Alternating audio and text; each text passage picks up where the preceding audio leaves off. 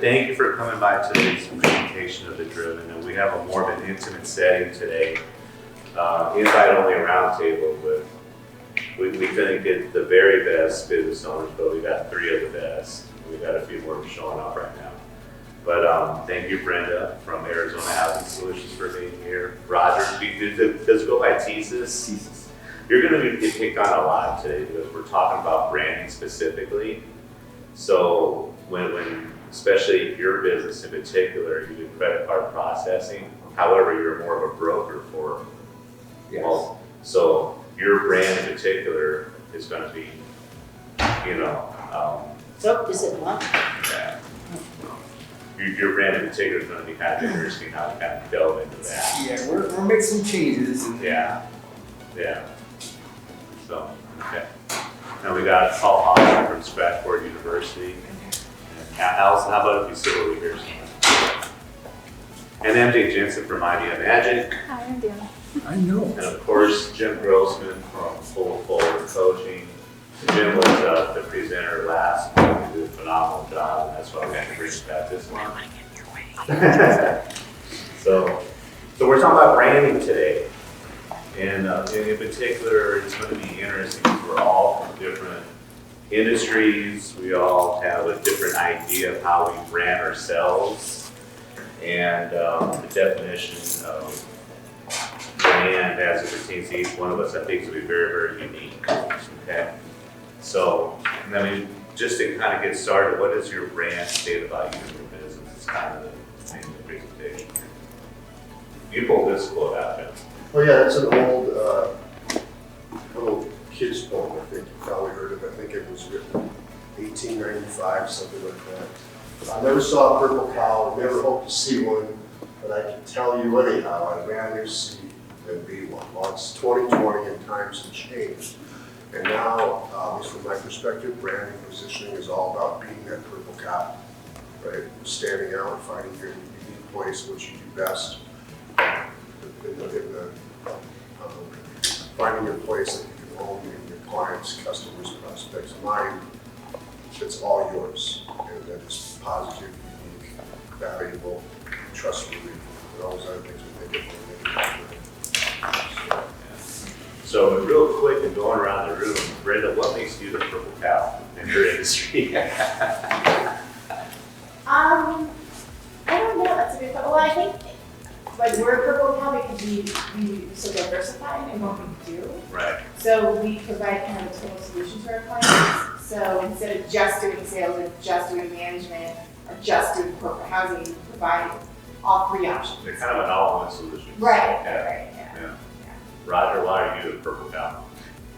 I don't get it. Well, what makes you unique? I know what makes you unique in your industry. Yes, well, in the industry is how we give back to our customers, not just a reward like some of the credit card companies will do, but send business back to my customers. Right. And take good care of them, reaching out to them to put more money back in their pocket.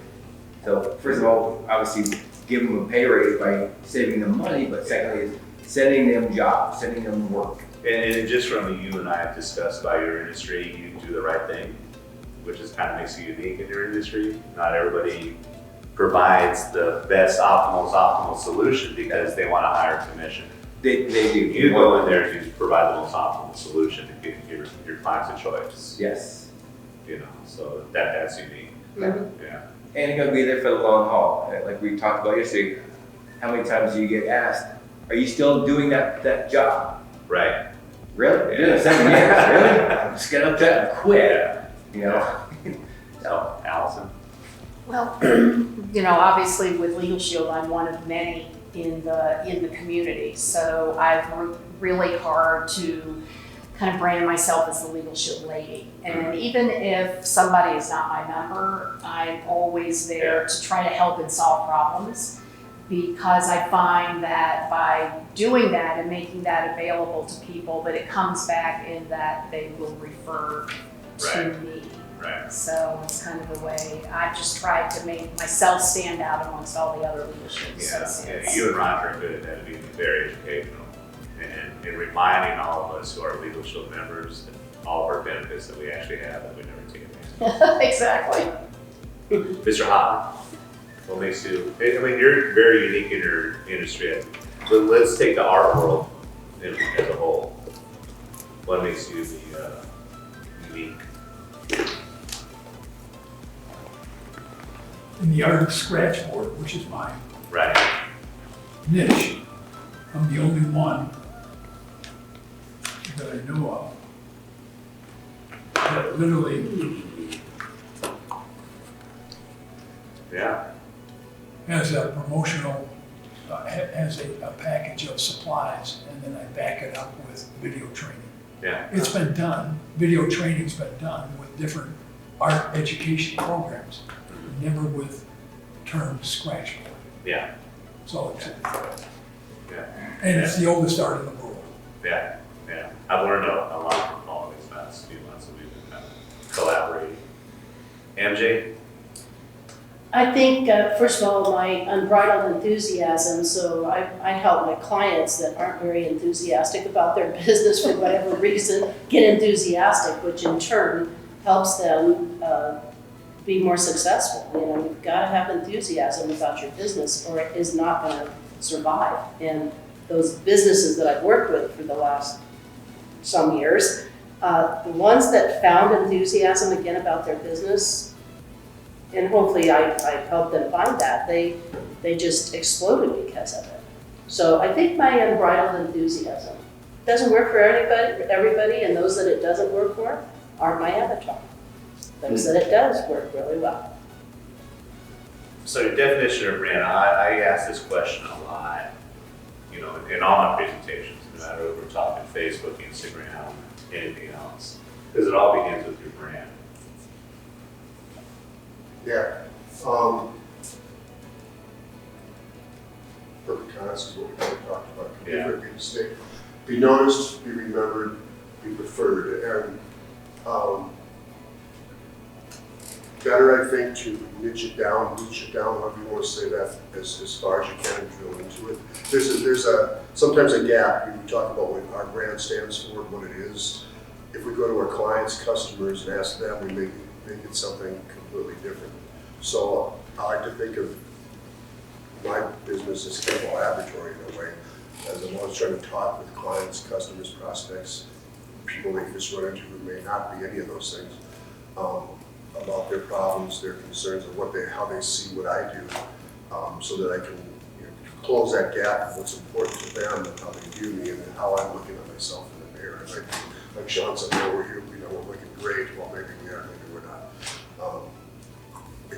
There's a lot of things we can learn from our clients about closing that gap and how you walk your talk. Right? It comes from not just saying what your brand is, but actually looking at it, everything that you do. And I always like to ask this question in all our workshops. I'm going to go this way this time.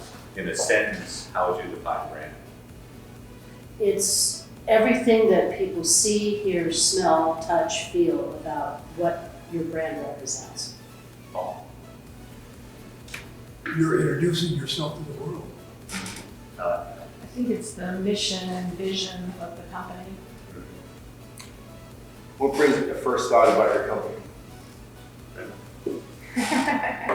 Yeah, all of those things. Yeah, I think it's the impression of everybody has of your company and how it works, and yeah.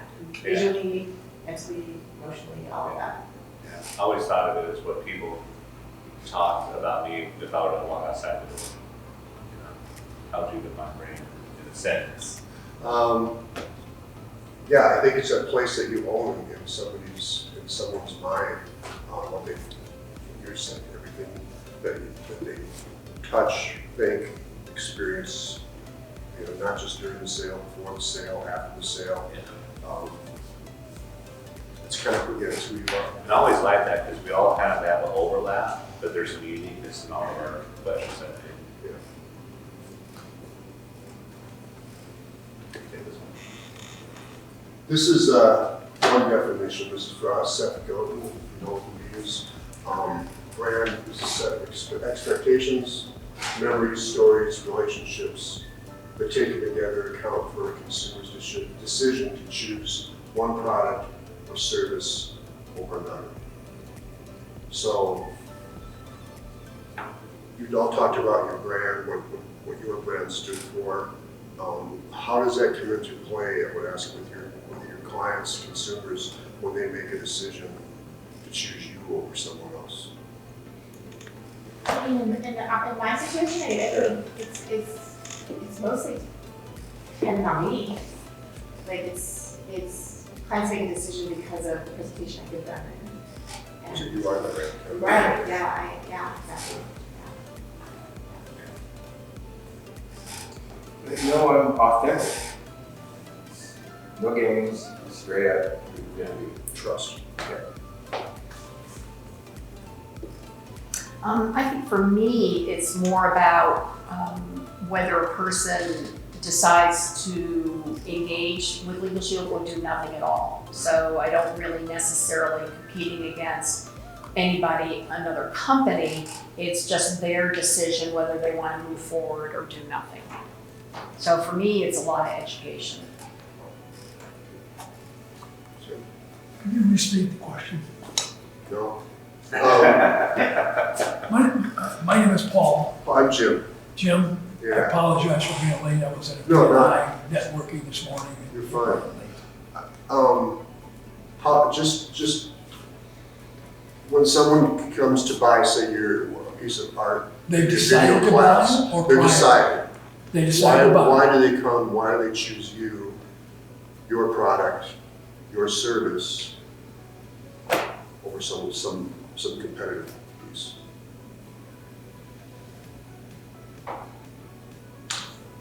I'm providing them options Okay. that are not available in any other program specific to scratch board. So it goes back to that unique position. Right, I'm the only one. I mean, there's other artisans that give class, not video. Okay. I think it's really about, look, there's a lot of competition in all of our businesses, obviously. So why do people come to MJ Jensen or to Idea Magic? And I think, again, it goes back to if that personality is a fit, because so much of what we all do, Roger especially, you too, if it's not a good fit, I don't care how good you're selling it, how good your product is. It's still got to be that emotional connection. What kind of an emotional connection are you making with that person? And that's part of the branding part of it too.